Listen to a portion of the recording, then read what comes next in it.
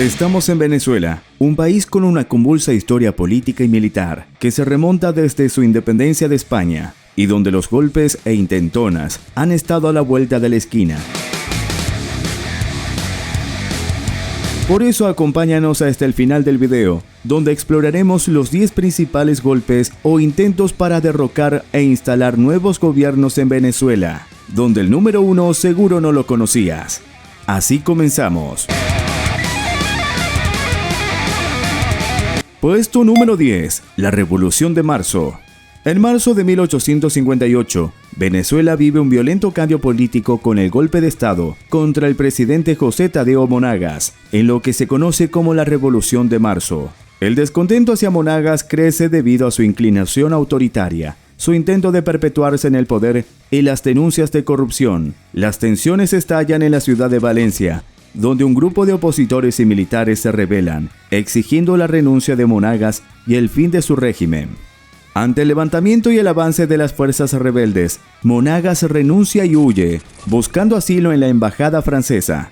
Tras su salida, se instauró un gobierno provisional encabezado por Julián Castro, quien convocó una convención nacional para reformar el sistema político.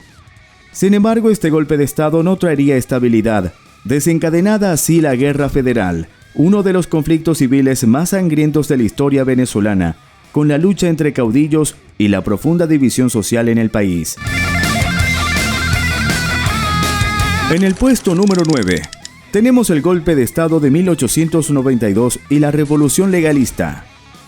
En el contexto de Venezuela a finales del siglo XIX, el descontento social y político crece ante el gobierno de Antonio Guzmán Blanco, un caudillo que ha dominado la escena política durante varias décadas. En 1892 se desata un conflicto que se conoce como la Revolución Legalista, impulsado por la necesidad de restaurar el orden constitucional y poner fin a los abusos de poder de Guzmán Blanco.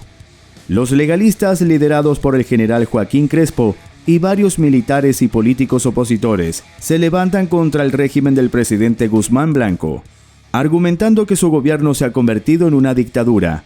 A pesar de ser derrotados inicialmente, la presión popular y el apoyo de sectores militares llevan finalmente a la caída de Guzmán Blanco en 1893, marcando el inicio de un periodo de inestabilidad política y la continuación de la lucha entre caudillos por el control del país. Este golpe de Estado es recordado como un hito en la historia de Venezuela. Puesto número 8. El golpe de Estado contra Cipriano Castro. El 19 de diciembre de 1908 es llevado a cabo un golpe de Estado dirigido por el vicepresidente Juan Vicente Gómez hacia el dictador Cipriano Castro. En ausencia de Castro por un viaje a Berlín para someterse a una cirugía, el general Gómez toma el poder y el control total del país. Con apoyo de las fuerzas opositoras al presidente Castro y gran parte de las fuerzas armadas del país, el general Gómez ordena la inmediata destitución y aprehensión de los jefes militares y ministros leales a Cipriano Castro. Además, Juan Vicente Gómez ordena abrir un juicio a Castro y a sus partidarios por un supuesto intento de asesinato en su contra orquestado desde Berlín. Eventualmente el gobierno del general Juan Vicente Gómez se inclina a una dictadura de 27 años de duración. En el puesto número 7, el intento de golpe de Estado de 1928. En 1928 se desarrolla en un contexto de creciente descontento hacia la dictadura de Juan Vicente Gómez, quien gobierna Venezuela durante casi 3 décadas. La oposición política se organiza en diferentes grupos y uno de los más prominentes es el Partido Acción Democrática, que busca entonces un cambio radical en la estructura política y social del país. El 7 de abril de 1928, un grupo de jóvenes militares y estudiantes, liderados por el joven político Rómulo Betancourt, intentan derrocar a Gómez. Sin embargo, el plan fracasa rápidamente debido a la falta de coordinación y a la capacidad del régimen para reprimir la insurrección.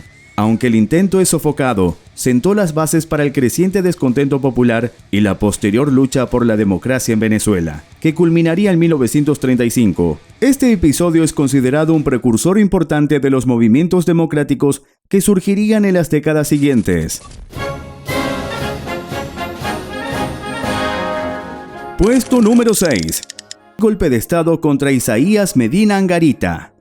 En el año 1945, la figura de Isaías Medina Angarita presidente electo en 1941, es vista como un símbolo de estabilidad en un país que intentaba acercarse a la democracia.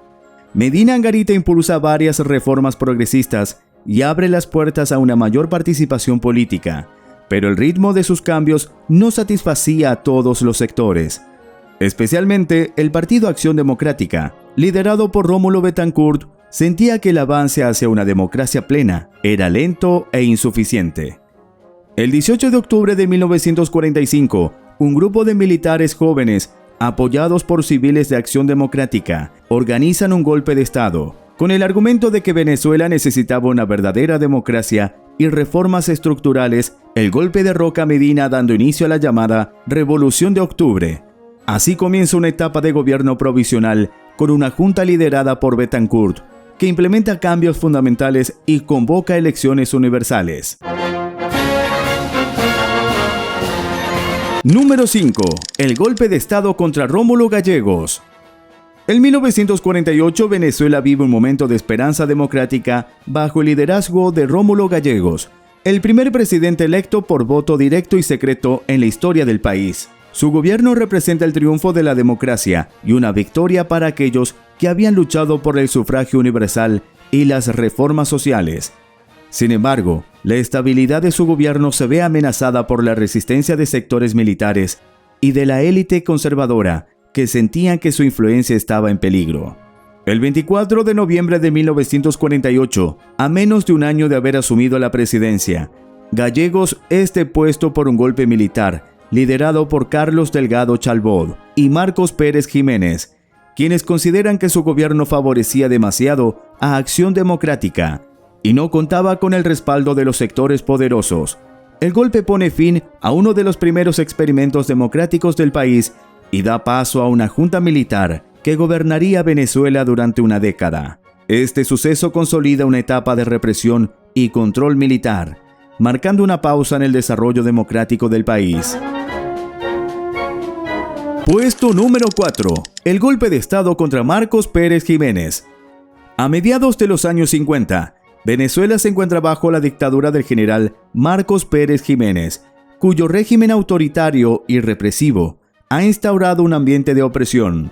Aunque su gobierno impulsa una notable modernización de la infraestructura, esto es acompañado por una fuerte censura, la persecución de opositores y la falta de libertades civiles.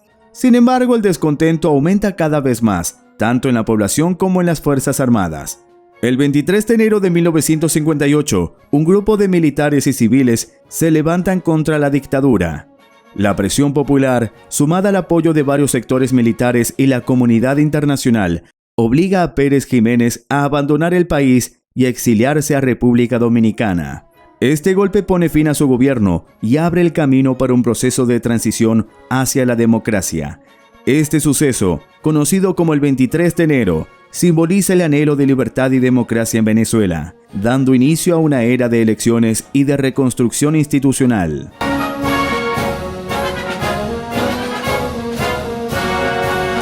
Número 3. El intento de golpe de Estado contra Carlos Andrés Pérez.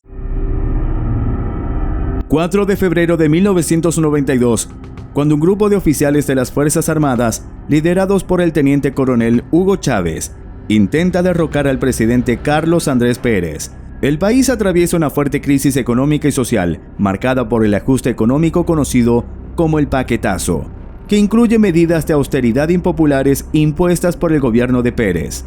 La madrugada de ese día, Chávez y un grupo de militares ejecutan un plan para tomar el control de instalaciones clave, como el Palacio de Miraflores y otras bases militares. Sin embargo, el golpe fracasa debido a la falta de coordinación. Chávez es capturado, pero antes de ser llevado a prisión, aparece en televisión nacional asumiendo la responsabilidad del intento fallido, pronunciando su famosa frase, "por ahora". Aunque Pérez mantuvo el poder, este golpe es un aviso de la creciente desafección hacia su gobierno. Chávez es liberado 2 años después, durante el segundo gobierno de Rafael Caldera. Puesto número 2. El segundo intento de golpe de Estado contra Carlos Andrés Pérez. Tan solo 9 meses después del primer intento, el 27 de noviembre de 1992, un segundo grupo de militares intenta un nuevo golpe contra el presidente Carlos Andrés Pérez.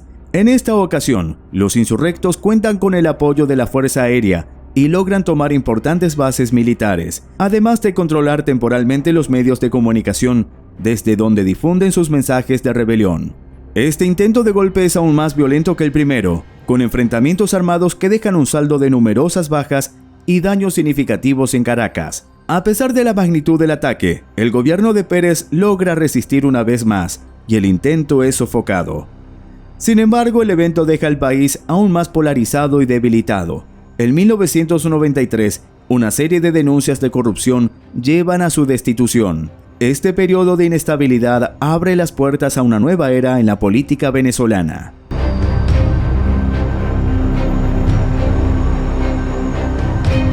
Y finalmente tenemos el número 1, el golpe de Estado contra Hugo Chávez.